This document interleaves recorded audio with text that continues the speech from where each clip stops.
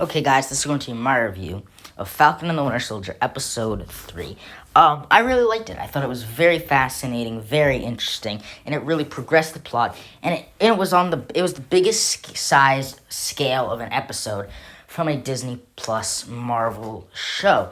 The way that it trotted across multiple cities and countries and continents was fascinating, and I think it progressed the story while giving us answers and more questions.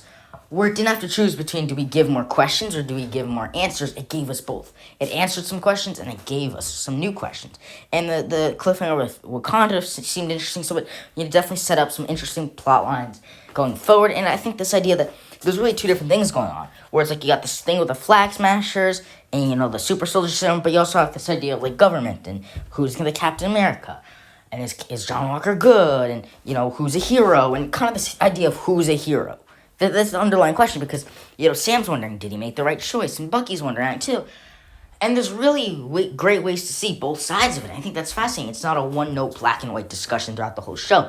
And it's less this comic booky show, but more this genuine spy action thriller that you never really get from any of this stuff, because even in the movies, they never really have time to build any great grand mystery, because they just don't have, for time's sake, they can't really do that in a movie. A comic book movie. But here, because you have it's episodically, you can build out a story that has great moments, has great characters, and has great action. And while there's no big action sequence like the other films, the action that we do get is still great.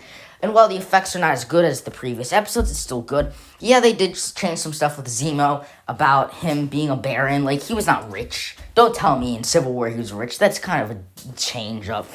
He wasn't this rich baron, but I'll take it because for the sake of the story comes first, and I'm not this big canonist, this guy who's like, I have to search for every little thing as canon. I'm not one of those people. Anyways, stay tuned for our videos coming at you.